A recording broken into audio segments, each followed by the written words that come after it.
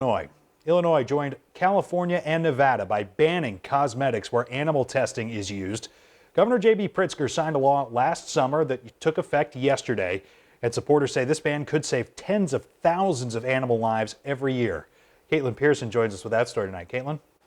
Now, with those products you like that are on the shelves, don't worry, they will stay there. This ban doesn't include products or ingredients where animal testing was done prior to January 1st. But supporters of the Be Cruelty Free campaign are thrilled to see momentum building in the U.S.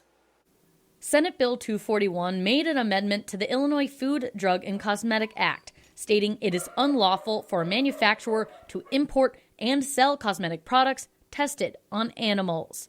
According to the Humane Society of the U.S., over 500,000 animals die worldwide every year due to these tests. When I first started, I had a lot of that information come across my desk, and honestly, it's kind of hard to look at because the animals really do suffer, and it's not just the actual testing, but sometimes the housing and the overall care of the animals is really bad. 85 to 90% of the animals that are used in laboratories are mice and rats. They're at the top. Rabbits and guinea pigs are also often used.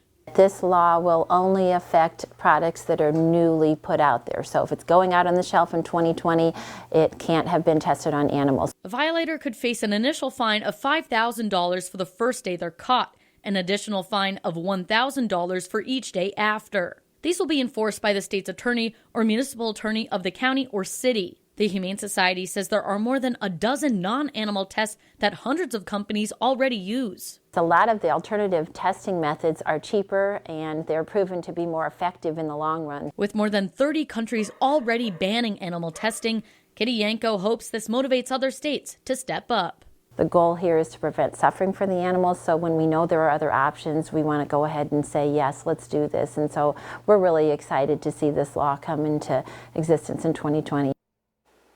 This law does come with some exceptions. For example, if the animal testing is needed in connection to a human health problem and there's not a suitable alternative, it can still be sold. Bobby.